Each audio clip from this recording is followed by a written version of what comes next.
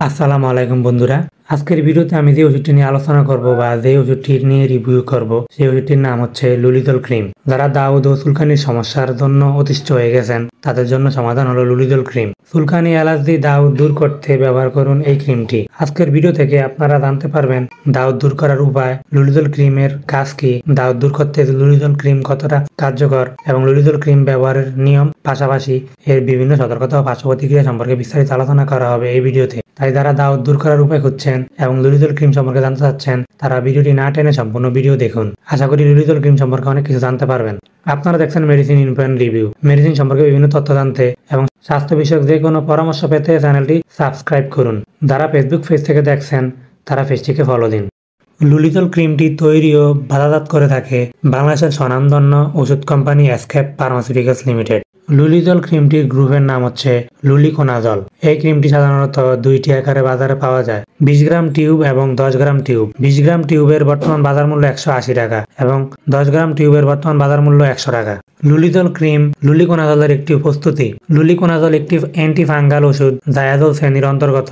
ছত্রাক দ্বারা সৃষ্টি ত্বকের বিভিন্ন রোগ বা চর্মরোগ দূর করতে লুলিজল ক্রিমটি ব্যবহার করা হয়। যেমন বিভিন্ন প্রকার দাউদ দূর করতে ক্রিমটিকে ব্যবহার করা হয়। পাশাপাশি একজিমা এবং ত্বকের ফাঙ্গাল ইনফেকশনের জন্যও ব্যবহার করা হয়। অর্থাৎ ছত্রাক দ্বারা সৃষ্টি ত্বকের বিভিন্ন রোগ সমূহ নিরাময়ে এই ক্রিমটি ব্যবহার করা হয়। যে কোনো ধরনের দাউদ, একজিমা, চুলকানি, অ্যালার্জি এই সমস্ত সমস্যার জন্য ডাক্তারগণ এই ক্রিমটি প্রেসক্রিপশন করে থাকেন। প্রয়োগ মাত্রা এবং ব্যবহার বিধি। 2 আঙ্গুলের মধ্যবর্তী অংশে আক্রান্ত টিনিয়া ফেডিসের জন্য অবিলম্বে আঙ্গুলের আশেপাশের স্থানে প্রতিদিন একবার করে 2 সপ্তাহের জন্য প্রয়োগ করা উচিত।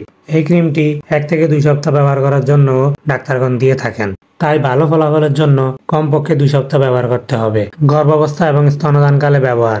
গর্ভবতী মহিলাদের মধ্যে লুলিজল ক্রিম কোনো পর্যাপ্ত এবং ভালো নিয়ন্ত্রিত গবেষণা নেই। লুলিজল ক্রিম গর্ভধারণের সময় ব্যবহার করা উচিত যদি গর্ভাবস্থায় লুলিকোনাজলের উপকারিতা ঝুঁকির তুলনায় অনেক বেশি হয়। লুলিকোনাজল মাতৃদুগ্ধে নির্গত হয় কিনা তা জানা যায় না। লুলিজল ক্রিম স্তনদানকালের সময় ব্যবহারের জন্য সতর্কতা অবলম্বন করা উচিত। পার্শ্ব প্রতিক্রিয়া। কন্টাক্ট ডার্মাটাইটিস এবং সেলুলাইটিস এই ধরনের পার্শ্ব প্রতিক্রিয়াগুলো দেখা দিতে পারে। তো বন্ধুরা, একটি কথা আপনারা মনে রাখবেন যে যেহেতু প্রতিটা ওষুধের ডোজ বা মাত্রা মানুষের শারীরিক কন্ডিশন, বয়স ও ওজনের উপর নির্ভর করে তৈরি করা হয়, সেহেতু যে কোনো ওষুধ সেবন বা ব্যবহারের পূর্বে অবশ্যই যে কোনো বিশেষজ্ঞ ডাক্তারের পরামর্শ নেবেন, তারপরে আপনি সেবন করবেন বা ব্যবহার করবেন।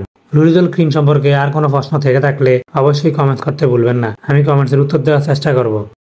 সো প্রিয় ভিউয়ার্স, ভিডিওটি দেখে যদি আপনাদের ভালো লেগে থাকে তাহলে অবশ্যই ভিডিওটিতে একটি লাইক দিবেন, চাইলে শেয়ার করতে পারেন। দেখা হবে নতুন কোনো ভিডিওতে। সে পর্যন্ত সবাই ভালো থাকুন, সুস্থ থাকুন। আল্লাহ হাফেজ।